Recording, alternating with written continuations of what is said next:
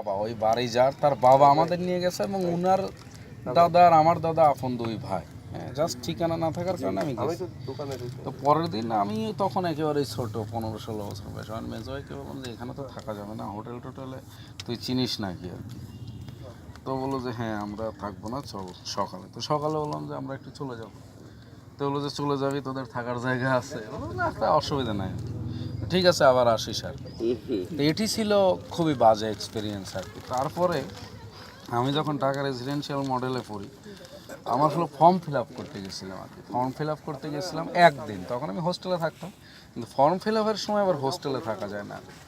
এই একটা দিন আমাকে আমার এলাকার একজন খুব ভুংভাং করে বেড়ায়, বলছে যে ঢাকা শহরে খুব ভালো আছি। গেলাম, আমি আসলে বুঝতে পারি নাই, আর বুঝতে পারলেও আমার তার উপায় ছিল না। পরে তার বাসায় গেলাম, আসলে সে হলো তার একজনের গাড়ি চালায়, আর তার মামার হলো একটা বিরাট হাই রাইজ বিল্ডিং আছে। তো বিল্ডিংয়ের বাইরে বাউন্ডারি দেয়া, ওই বাউন্ডারির বাইরে একটা, তোমরা কি চলে যাবে নাকি?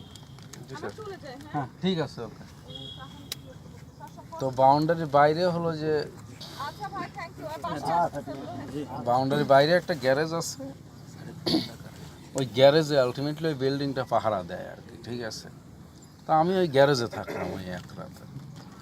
এরপরে হলো আমি যখন ভর্তি হতে গেলাম ইউনিভার্সিটি অ্যাডমিশন টেস্টের জন্য, ইউনিভার্সিটি অ্যাডমিশন টেস্টের জন্য ভর্তি হতে গেলাম। তো আমার ওই আর দিন থাকা লাগবে আর কি, মানে তখন আমার মেস ঠিক হয় নাই, কিন্তু ওই রাত থাকতেই হবে। আর কাউকে খুঁজে পেলাম না। আমার চাচাতো ভাই একটা ছিল, ওর ওখানে গেলাম। ও আবার একদম সরাসরি গিয়ে দেখি যে সে তেজগাঁ বস্তিতে থাকে আর কি। এটা 99 সালের ঘটনা। এবং আমি সেই বস্তিতে থাকলাম। ওরা আবার, ওর একটা চৌকি ছিল, সেই চৌকিতে দুইজন ঘুমায়। ওই দুইজনেরই আবার নাইট ডিউটি ছিল ওই দিন আর কি। হ্যাঁ, যার ফলে আমরা দুইজন কিন্তু ওই চৌকিতে থাকলাম। এবং আমার সেই বন্ধু এখন হলো যে এই যে বেড়ার যে পানি উন্নয়ন বোর্ডের প্রকল্প আছে যমুনার সাথে, ওই এটা হলো যে মানে চলতেছে যমুনার সাথে, ওই ক্যানালটা হলো ডিগিং চলতেছে, মানে খনন, বিরাট প্রকল্প, 1000 কোটি টাকা না কত টাকার প্রকল্প। সে ওই প্রকল্পের এক্সিকিউটিভ ইঞ্জিনিয়ার আর কি। রংপুর থেকে ক্যানেলটা আসলো না, ওইখানে বেড়া থেকে একটা যমুনা গেছে। তো এই তিনটা ঘটনায় আমার মনে হয়েছে যে জীবনে যতই পাগলামি করি, কিন্তু অনেক পাগলামি করা যাবে না। এমন কিছু করতে হবে যেন ঢাকা শহরে আমার হলো থাকার জায়গা হয়, আমার বাচ্চারা যেন ভালো থাকে। ওই যে ওখান থেকে আমার চিন্তা আর কি। আমি কিন্তু সব করছি আমার লাইফে, সবসময় আমি এনজয় করছি। আমি ঢাকা ভার্সিটি সয়েল সায়েন্সে পড়তাম, খুবই দুর্বল সাবজেক্ট, কিন্তু আমার কখনোই মনে হয় নাই যে আমি চাকরি পাবো না। কারণ আমি প্রচুর পড়াশোনা করছি, আউটসাইড পড়াশোনা, এবং আমি প্রচুর চাকরি পাইছি। হ্যাঁ, মানে যেখানে ভাইবা দিছি আমার সেখানেই হয়েছে, যেখানে দিছি সেখানেই হয়েছে। বরং আমি ওই বয়সেই চয়েস করছিলাম। আর একটা চাকরি হলো না, সেই চাকরির অপরাধ কি, আমার কেন হলো না চাকরি। পরে আমি একদিন ফোন করলাম, বলে যে আপনার চাকরি হয় না, এর একমাত্র কারণ হলো আপনি ভাইবা এবং রিটেন মিলে ফার্স্ট হয়েছে।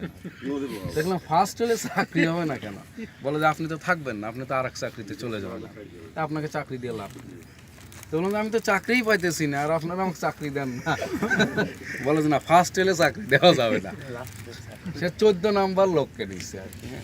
তো এখন হলো যে আপনাদের প্রতি আমার অনুরোধ যে জীবনে ব্যর্থ হওয়ার কোনো সুযোগ নেই, আর পরিশ্রম করলে আপনি কিন্তু সফল হবেনই। আর যে যেখানে আছেন আপনাদের হলো লেগে থাকতে হবে। আর মানে কোনো কিছুই কিন্তু সহজে অর্জন হয় না। আপনি যদি মনে করেন যে আপনার সব কিছু হঠাৎ করে হয়েছে, পৃথিবীতে কোনো কিছুই হঠাৎ করে হয় না, এবং প্রচুর পরিশ্রম করতে হয়। আর আপনারা যারা সকালে ঘুম থেকে উঠতে পারেন, তার মানে অর্ধেক ঘটনা কিন্তু ঘটছেই আর কি এখানে। তো বাকি অর্ধেকটা আপনাদেরকে করতে হবে আর কি। তো কষ্টে তো সারা জীবন থাকা যাবে না আর কি। আর সবচেয়ে পেইনফুল হলো এই যে জালাল সাহেবের হলো যে বয়স আর কি, এই বয়সে যখন আপনি যাবেন আর কি, উনি তো ভালো আছে আমাদের সাথে খেলাধুলা করে, এই বয়সে গেলে দেখবেন যে আপনার পায়ের নিচে আর মাটি নেই, ঠিক আছে। যে আপনার যদি ফ্যামিলি, দেখুন কেউ কোনো গুরুত্ব দেয় না। এখন বাড়ির সবচেয়ে বুড়া মানুষটা কেন বাচ্চাদের সাথে খেলে আর কি, কারণ বাচ্চারা হলো অবুঝ আর কি, ওরা কিন্তু ভালো মন্দ বোঝে না, ওদের চাওয়া পাওয়া নাই আর কি। আর বুড়া মানুষের সাথে সবাই, বাচ্চা হলো আদর খোঁজে, দেখুন যে সকল বাচ্চা হলো আদর খোঁজে আর কি। কারণ বুড়া মানুষের যেহেতু সময় নাই, আর বাচ্চা খোঁজে আদর, এই দুটোর সমন্বয় ভালো হয় আর কি। কারণ ওর কথাও দাদা বোঝে না, আর দাদার কথাও বোঝে না। ঠিক আছে, দুইজন সমানে বলে যাচ্ছে কিন্তু কেউ কারোটা বোঝে না আর কি। যখনই বোঝা শুরু করে আর দাদার কাছে কেউ যায় না আর কি, ঠিক আছে। এবং সেটা হলো সবচেয়ে প্যাথেটিক। বাড়িতে সবচেয়ে হলো দেখবেন অপ্রয়োজনীয় মানুষ হলো আপনার বয়স্ক মানুষটা আর কি।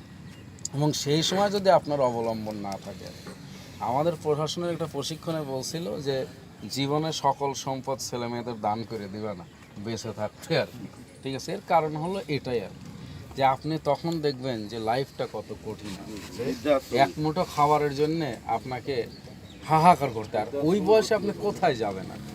এই বয়সে আপনি এখানে দৌড়াচ্ছেন ওখানে দৌড়াচ্ছেন, জীবনটা হলো যে কিন্তু সবসময় এমন থাকবে না আর কি। বয়স হলো সবচেয়ে বড় শত্রু আর কি। তো আপনারা এই বিষয়গুলো খেয়াল রাখবেন, এই নিজের কাজটা করতে হবে, আর ড্রাগ টাগের পিছনে কেউ যাবেন না আর কি। হ্যাঁ, ড্রাগ টাগের পিছনে কেউ যাবেন না। এই জীবনটা হলো যে আপনার জন্য কিন্তু আপনার বাবা মা বা ফ্যামিলি অপেক্ষায় আছে আর কি। আর পারিবারিকভাবে পিসফুলি থাকার চেষ্টা করুন আর কি, ঠিক আছে। যে আমি যখন হলো যে আমার যখন হাত পা আছে তখন অনেক সুযোগ সুবিধাই আছে, কিন্তু আপনি হলো যে ভেরি ইয়াং, 10 জনের সাথে ফোনে কথা বলতেছেন, 5 জনের সাথে মোটর সাইকেলে ঘুরে বেড়াচ্ছেন আর কি। কিন্তু আপনি অসুস্থ হলে এইসব বান্ধবীদের কিন্তু আর খুঁজে পাবেন না, ঠিক আছে। তখন কিন্তু দেখবেন যে ওই বউ ছাড়া আর কেউ নাই। আর ইতিমধ্যে যদি বান্ধবীদের হাত ধরতে গিয়ে বউ হারায় ফেলেন আর কি, ঠিক আছে, তাইলে আপনি অসুস্থ হলে আর কাউকে খুঁজে পাবেন না, ঠিক আছে। সুতরাং ফ্যামিলি লাইফটা পিসফুলি রাখতে হবে। আর ওই বাপ মা বউ বাচ্চা ছাড়া কিন্তু প্রকৃত অর্থেই আপনার আপন কেউ নাই। তো যাই হোক, অনেক কথা বললাম, তো আপনারা ভালো থাকেন।